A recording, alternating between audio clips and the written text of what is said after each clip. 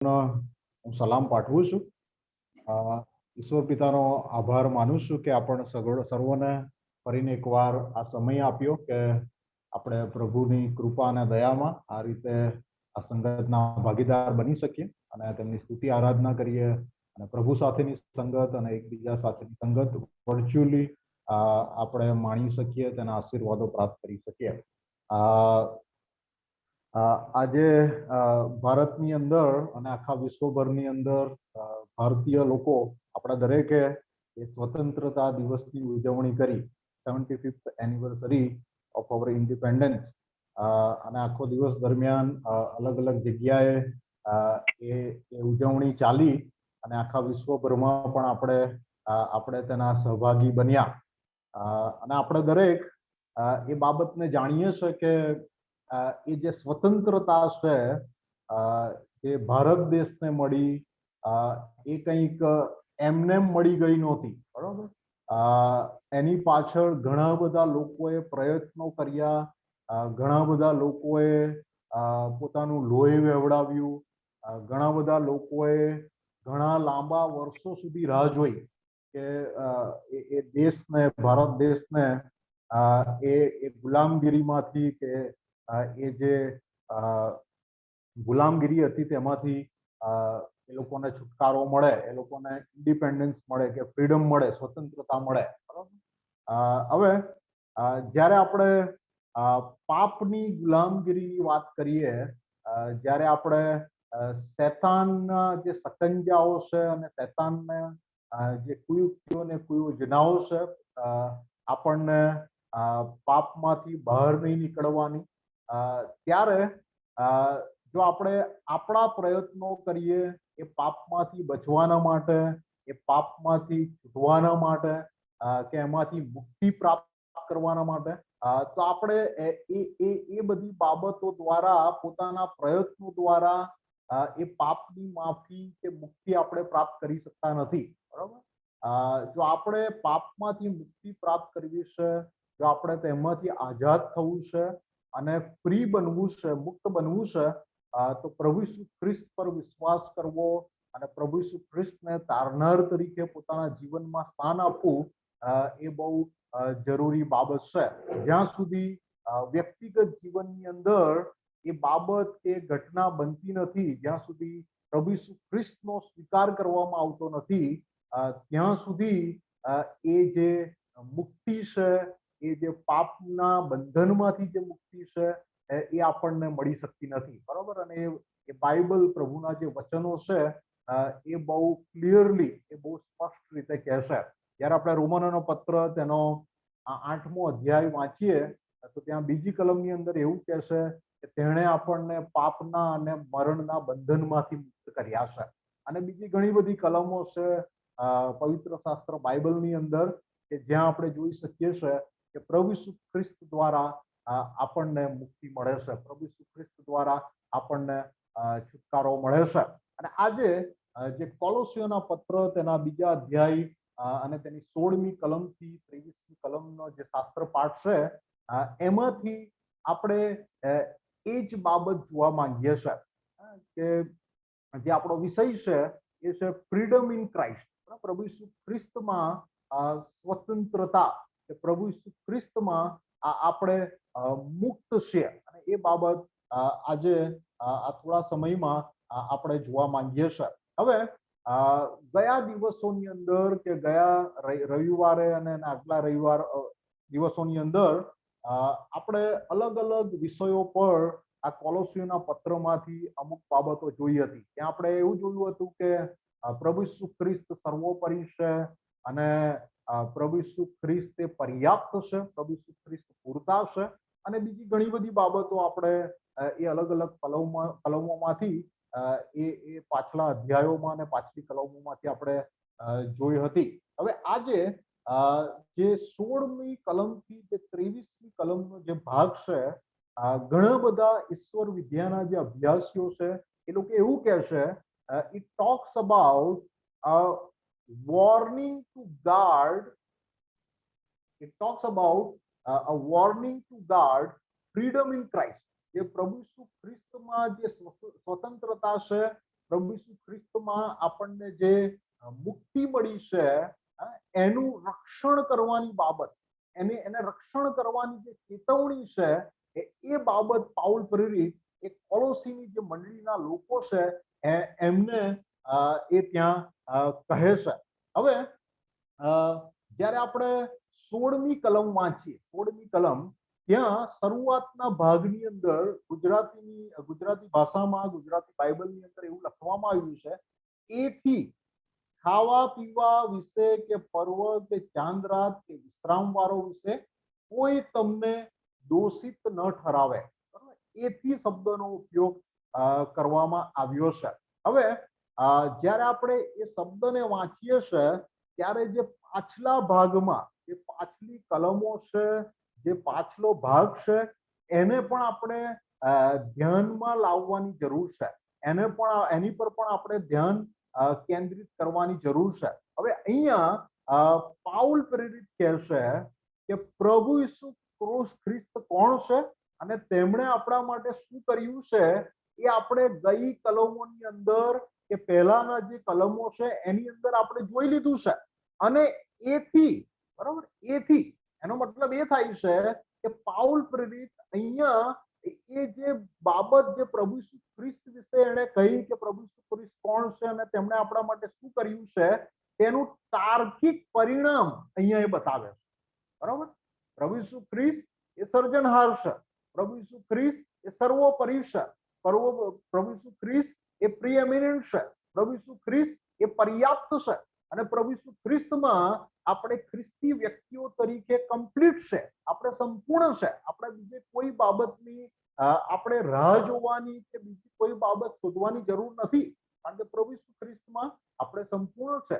અને એ બાબત આપણે ગઈ કલમોની અંદર જોઈ હતી, બરાબર, પ્રભુ ઈસુ ખ્રિસ્ત કોણ છે અને તેણે આપણા માટે શું કર્યું છે. ગયા રવિવાર આપણે જોયું હતું કે પ્રભુ ઈસુ ખ્રિસ્તે જે આપણું દેવું છે, બરાબર, એને ભૂસી નાખ્યું છે, આપણા પાપમાંથી આપણને મુક્તિ આપી છે. અને એટલા જ માટે અહીંયા 16મી કલમની અંદર એ કલમનો પહેલો ભાગ કહે છે એથી, બરાબર, પ્રભુ ઈસુ ખ્રિસ્તે કોણ છે એ બાબતને પાઉલે દર્શાવી બીજી કલમોની અંદર, અગાઉની કલમોની અંદર, અને પ્રભુ ઈસુ ખ્રિસ્તે શું કર્યું છે એ પણ એણે આગલી કલમોની અંદર કે અગાઉની કલમોની અંદર બહુ સારી રીતે દર્શાવ્યું, પહેલા અધ્યાયની અંદર અને બીજા અધ્યાયની અંદર પણ. અને હવે એવું કહેશે કે એના લીધે, બરાબર, પ્રભુ ઈસુ કોણ છે એના લીધે, બરાબર, અને પ્રભુ ઈસુ ખ્રિસ્તે તમારા માટે શું કર્યું છે એના લીધે, બરાબર, એથી ખાવા પીવા કે પર્વ કે ચાંદ રાત કે વિશ્રામ વાળો વિશે કોઈ તમને દોષિત ન ઠરાવે, બરાબર, કોઈ તમને દોષિત ના ઠરાવે.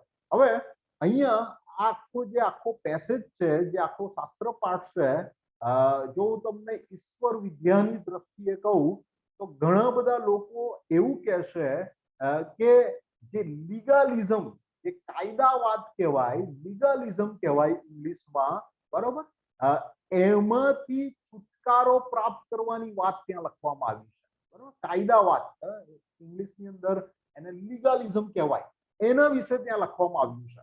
હવે લીગાલિઝમ શું છે, આપણે આગળ જઈએ એ પહેલા હું તમને થોડીક બાબત લીગાલિઝમ વિશે કહેવા માંગુ છું.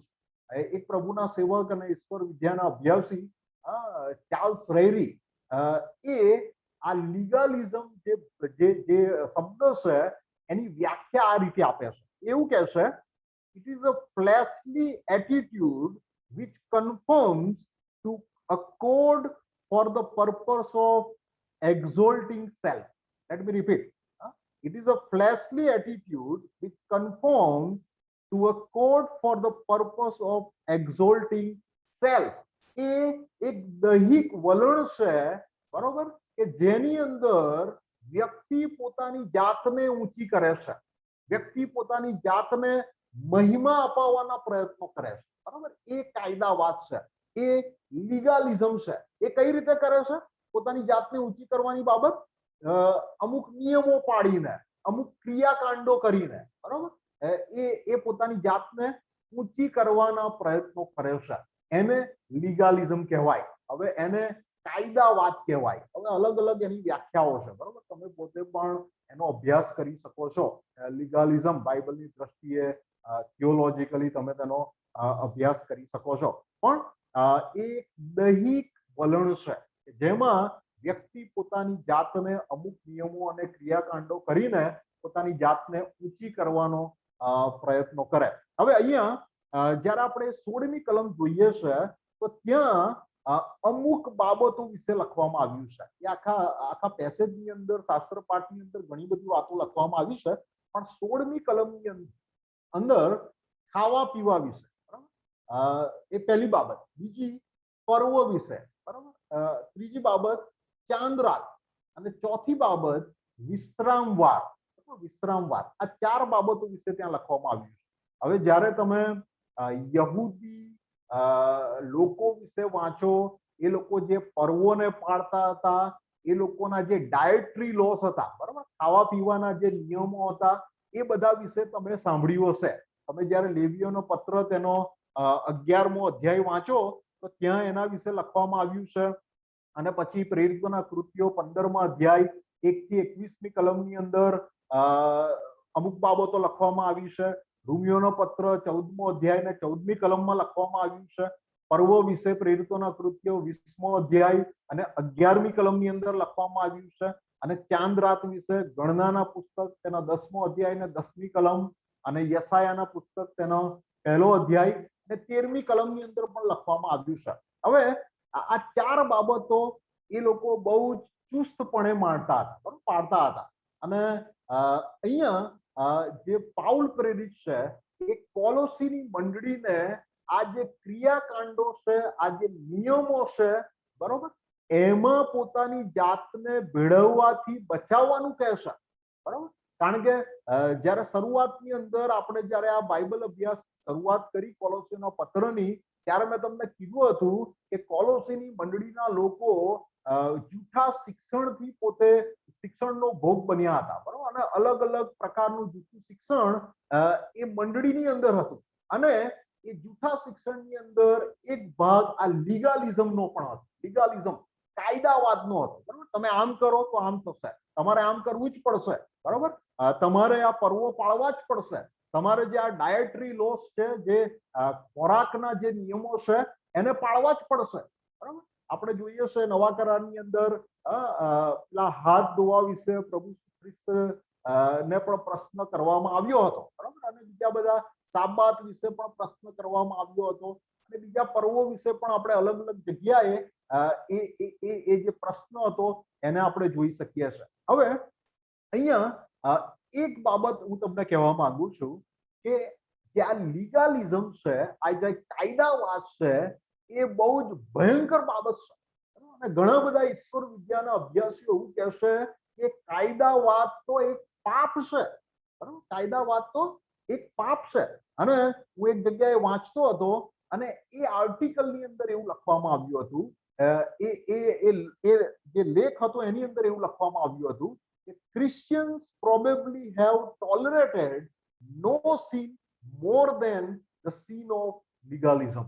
આપણે ખ્રિસ્તી વ્યક્તિઓ તરીકે કે ખ્રિસ્તી સમાજની અંદર જે આ લીગાલિઝમનું જે પાપ છે, જે કાયદાવાદનું પાપ છે, એને સૌથી વધારે આપણે સહન કર્યું છે. કે સૌથી વધારે એક ખ્રિસ્તીઓની મધ્યે એ પાપ જોવા મળે છે, લીગાલિઝમ, કાયદાવાદ.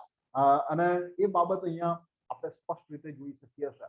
કોલોસીની મંડળીની અંદર પણ એ જે ખોટું શિક્ષણ છે એ પ્રવેશ્યું હતું. એવું ખોટું શિક્ષણ કે તમારે પર્વો પાળવા પડશે, તો જ તમે પ્રભુ ખ્રિસ્ત સાથેના કે દેવ બાપ સાથેના સંબંધમાં બંધાયેલા રહી શકશો. તમારે આમ કરવું જ પડશે, તમારે વિશ્રામવાર પાળવો જ પડશે, બરાબર. અને એ બધી બાબતો, બરાબર, એ લીગાલિસ્ટિક, બરાબર, એ વે હતો, એ કાયદાવાદ હતો કે જે એ કોલોસીની મંડળીની અંદર એ પ્રવેશ્યો હતો. બીજી બાબત જે 17મી કલમની અંદર લખવામાં આવી છે કે તેઓ તો થનાર વાતોનો પડછાયો છે, પણ શરીર ખ્રિસ્તનું છે, બરાબર. શરીર ખ્રિસ્તનું છે. The law was merely the shadow which pointed toward the reality which is Christ. આ જે બધી બાબતો હતી, બરોબર, એ દરેક બાબતોએ પ્રભુ ઈસુ ખ્રિસ્ત તરફ આપણને દોરવણી આપી, પ્રભુ ઈસુ ખ્રિસ્ત તરફ આપણને પોઈન્ટ કર્યા, બરોબર. અને પ્રભુ ઈસુ ખ્રિસ્ત એ પોતે રિયાલિટી છે, પ્રભુ ઈસુ ખ્રિસ્ત એ વાસ્તવિક છે, બરોબર.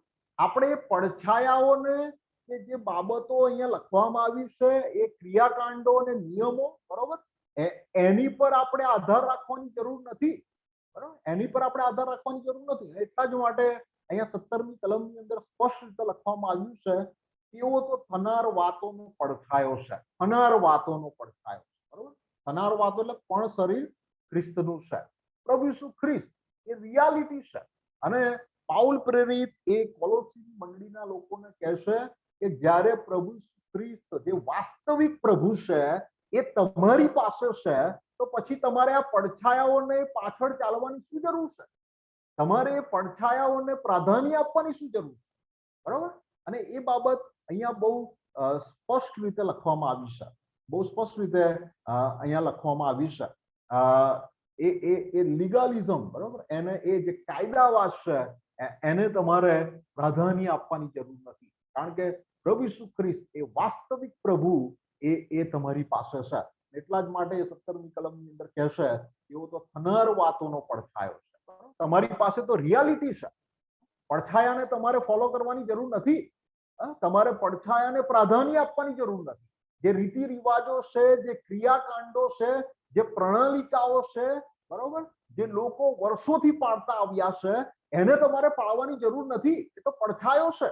તમારી પાસે રિયાલિટી છે, તમારી પાસે વાસ્તવિક પ્રભુ ખ્રિસ્ત છે, અને એમને તમારે પ્રાધાન્ય આપવાની જરૂર છે, એમને તમારે કેન્દ્ર સ્થાને રાખવાની જરૂર છે. અને એ બાબત અહીંયા આપણે બહુ સ્પષ્ટ રીતે જોઈ શકીએ છીએ. કદાચ ઘણા બધાને હજુ એ લીગાલિઝમ વિશે લીગાલિઝમની જે સમજ છે એ વિશેષ નહીં હોય, કદાચ વધારે નહીં હોય, પણ આપણે આગળ જેમ વધીએ એમ તમને વધારે સારી રીતે ખબર પડશે કે હું શું બાબત એ કાયદાવાદ વિશે કહેવા માંગુ છું. પણ એ લીગાલિઝમ, એ કાયદાવાદ એ એક મોટું પાપ છે. અને અત્યારે હાલમાં પણ ખ્રિસ્તી મંડળીઓની અંદર એ લીગાલિઝમ કે કાયદાવાદ આપણે જોઈ શકીએ છીએ. અલગ અલગ રીતે, અલગ અલગ ફોર્મમાં એ કાયદાવાદ આપણે જોઈએ છે કે આમ તો તમારે કરવું જ પડશે, આમ થવું જ જોઈએ, આવી રીતે જ બેસવું પડશે, આ રીતે જ તમારે કરવું પડશે. કાયદાવાદ, નિયમો, ક્રિયાકાંડો, પ્રણાલિકાઓ, બરાબર, આ અમારી પ્રણાલિકા છે અને આ પ્રમાણે થવું જોઈએ, આ રીતે જ તમારે વર્તન કરવું પડશે મંડળીની અંદર કે ખ્રિસ્તી વ્યક્તિ તરીકે, બરાબર. અને એ બાબતો આપણે અત્યારે હાલમાં પણ ખ્રિસ્તી મંડળીઓની અંદર દરેક જગ્યાએ જોઈએ છે. હવે જે 18મી કલમ છે, 18મી કલમની અંદર બે બાબત લખવામાં આવી છે. નમ્રતા તથા દૂતોની સેવા પર ભાવ બતાવીને કોઈ તમારું ઇનામ છીનવી ન લે. તેને જે દર્શનો થયા છે તે પર આધાર રાખીને તે પોતાના સાંસારિક મનથી ખાલી ખુલાસ મારે છે. અહીંયા બે બાબત લખવામાં આવી છે, બરાબર. અને બહુ ઝડપથી એ બે બાબત પર હું તમારું ધ્યાન કેન્દ્રિત કરવા માંગુ છું. પહેલી બાબત શું છે? નમ્રતા, બરાબર. Humility, false humility. નમ્રતા, અહીંયા સાચી નમ્રતાની વાત નથી લખવામાં આવી, બરાબર, બટ ફોલ્સ હ્યુમિલિટી, જે ખોટી નમ્રતા છે એના વિશે અહીંયા 18મી કલમમાં લખવામાં આવ્યું છે. અને બીજી બાબત શું લખવામાં આવ્યું છે? દૂતોની સેવા પર ભાવ બતાવીને કોઈ તમારું ઇનામ છીનવી ના લે, બરાબર. બીજી બાબત, દૂતોની સેવા વિશે લખવામાં આવ્યું છે કે દૂતોની ભક્તિ વિશે લખવામાં આવ્યું છે, બરાબર.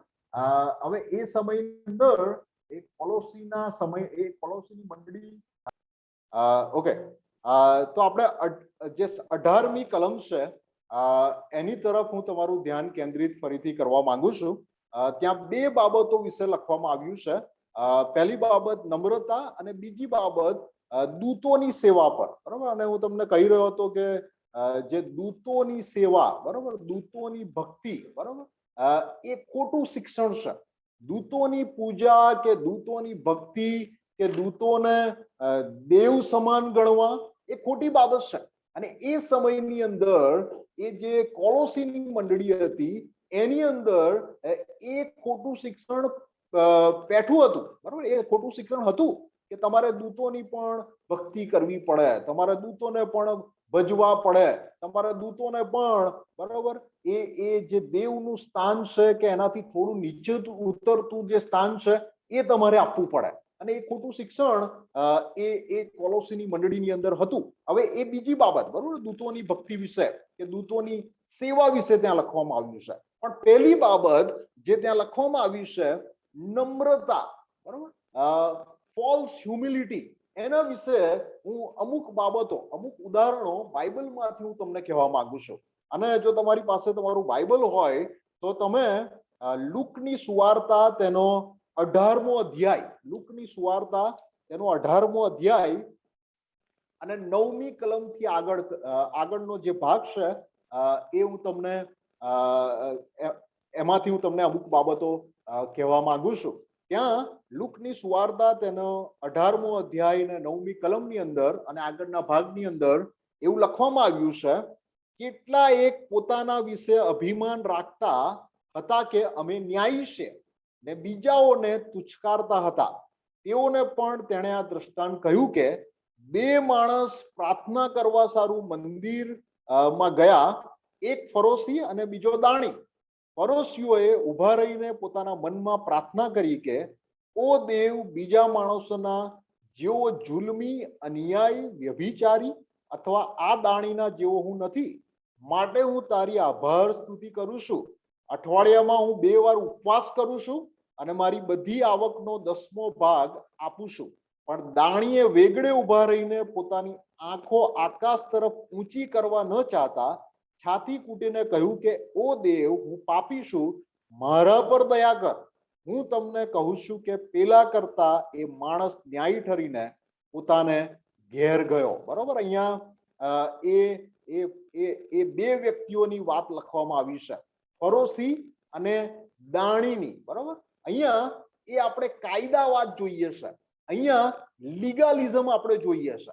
અહીંયા એ ફરોશી શું કહેશે કે હું તો બહુ સારો છું, હું તો ઉપવાસ કરું છું, હું તો આમ કરું છું, હું તો પેલું કરું છું, બરોબર, અને હું આ દાણી કરતા સારો છું, હું તો જુલ્મી નથી, હું તો અન્યાયી નથી, મેં તો વ્યભિચાર કર્યો નથી, બરોબર, અને હું તો આ દાણીના જેવો નથી, બરોબર. ત્યાં આપણે એક જજમેન્ટ જોઈ શકીએ છીએ, બરોબર. એ ન્યાય કરે છે કે હું તો આ દાણીના જેવો નથી, બરોબર. અને પછી અહીંયા પ્રભુ ઈસુ ખ્રિસ્ત, અહીંયા આપણે 14મી કલમની અંદર આપણે જોઈએ છે, ત્યાં કહેશે હું તમને કહું છું કે પેલા કરતા એ માણસ ન્યાયી ઠરીને પોતાને ઘેર ગયો. બરોબર. એ દાણી વિશે ત્યાં લખવામાં આવ્યું છે કે એ ન્યાયી ઠર્યો, એ ન્યાયી ઠર્યો, બરોબર. અહીંયા આપણે શું જોઈએ છે, એ પોતાના જે કામો છે, ક્રિયાકાંડો છે, નિયમો છે, એના દ્વારા શું કરે છે કે હું આત્મિક છું, હું ન્યાયી છું, બરોબર, અને પ્રભુ સાથેના સંબંધમાં હું બંધાયેલો છું, બરોબર. એ બધી બાબતોને આપણે ત્યાં જોઈએ છે. એ લીગાલિઝમને આપણે ત્યાં જોઈએ છે, એ કાયદાવાદને ત્યાં જોઈએ છે. એ ફરોશી કહે છે કે હું સારો છું અને એ દાણી કરતા હું સારો છું, બરોબર. એ દાણી જેવો હું નથી. ત્યાં આપણે એક પ્રકારનું એ ન્યાય કરે છે કે હું સારો છું અને એ ખરાબ છે, બરોબર. બીજી બાબત જ્યારે આપણે જોઈએ ત્યાં બાઇબલની અંદર જ ત્યાં લખવામાં આવ્યું છે એ પેલા આંધળા વ્યક્તિ વિશે. અને ત્યાં પ્રભુ ઈસુ ખ્રિસ્તના જે શિષ્યો છે એ પ્રભુ ઈસુ ખ્રિસ્તને પ્રશ્ન કરે છે કે કોના પાપના લીધે આ વ્યક્તિ આંધળો છે, બરાબર. અને ત્યાં એ લોકો એવું કહે છે, એના મા બાપે પાપ કર્યું એના લીધે આંધળો છે કે પછી એના પોતાના પાપના લીધે આંધળો છે. શા માટે એ પ્રશ્ન ત્યાં કરવામાં આવ્યો? કારણ કે એ સમયની અંદર આ કાયદાવાદ એ બહુ પ્રચલિત હતું, બરાબર. એ કાયદાવાદની અંદર લોકો એવું માનતા હતા, જો મેં સારું કર્યું છે તો મારી સાથે સારું થશે, બરાબર. જો મેં ખોટું કર્યું છે તો મારી સાથે ખોટું થશે.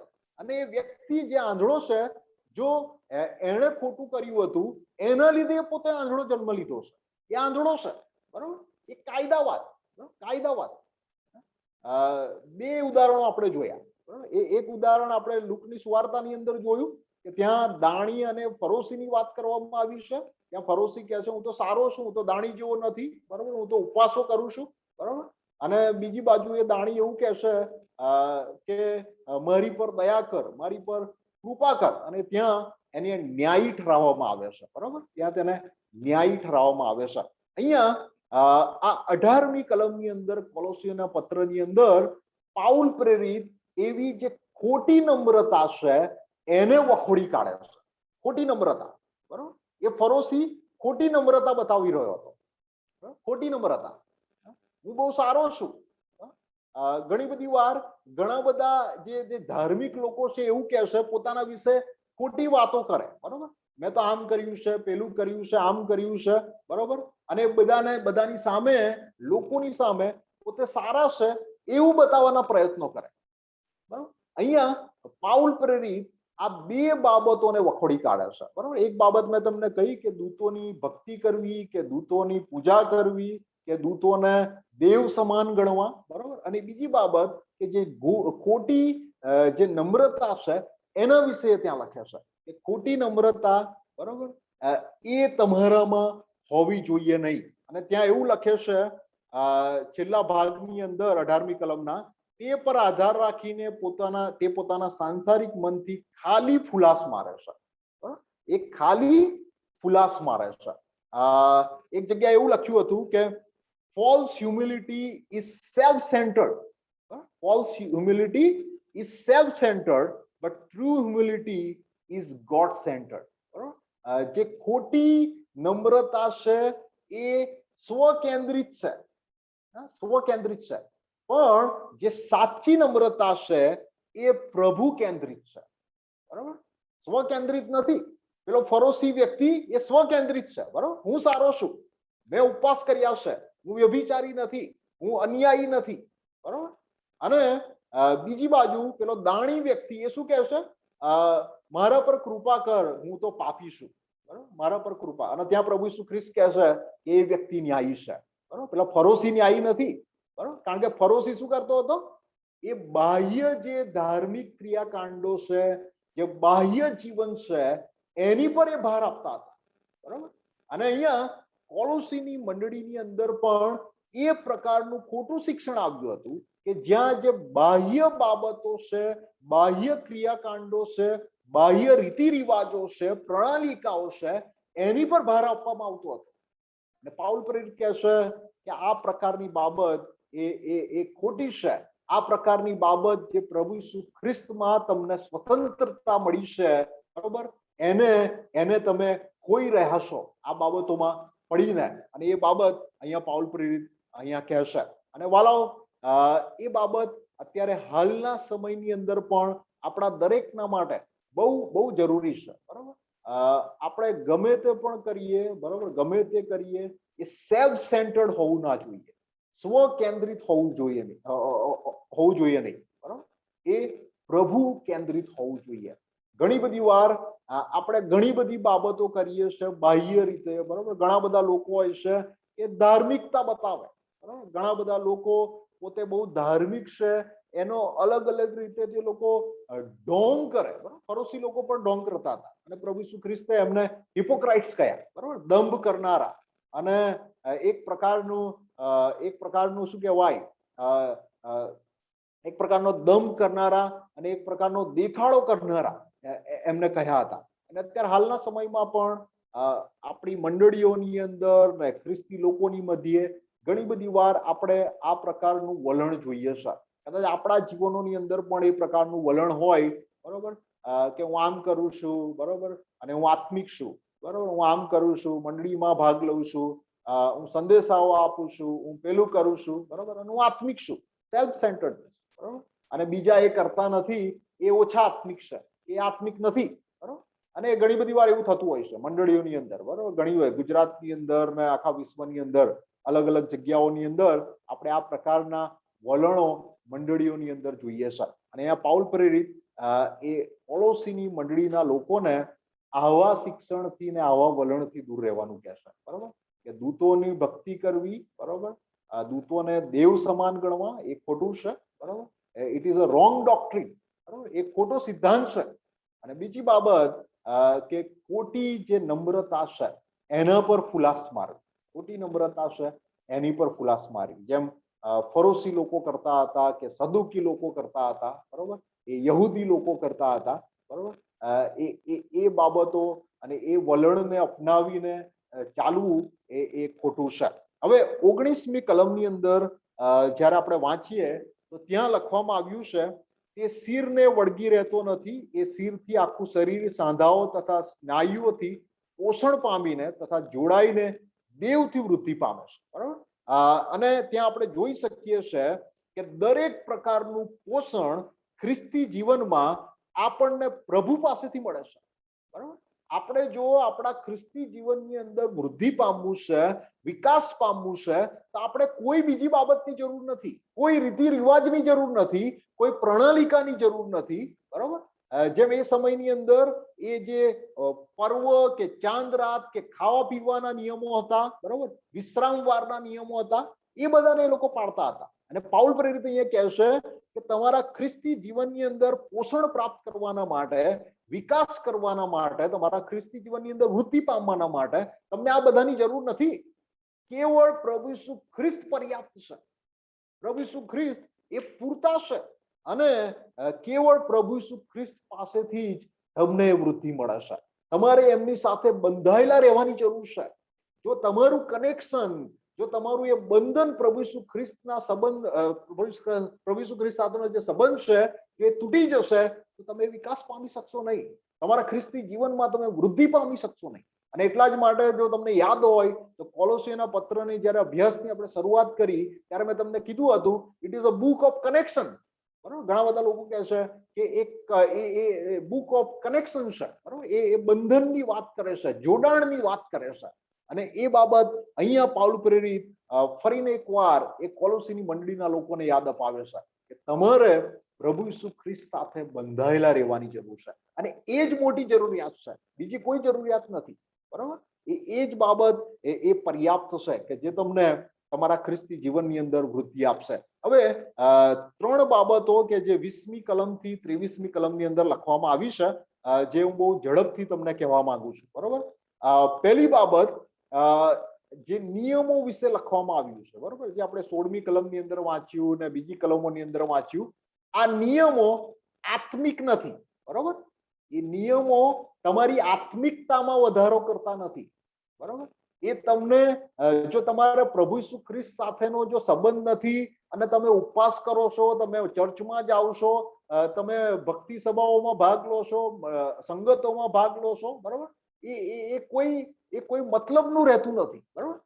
ત્યાં તમે એ જે ક્રિયાકાંડો છે, જે અલગ અલગ કાર્યો છે, એની પર ભાર આપવાની જરૂર નથી, બરાબર. ત્યાં સંબંધની વાત છે. એટલા જ માટે અહીંયા હું કહેવા માંગુ છું કે આ નિયમો આત્મિક નથી, પણ એ ટેમ્પોરલ છે, બરાબર, એ ક્ષણિક છે.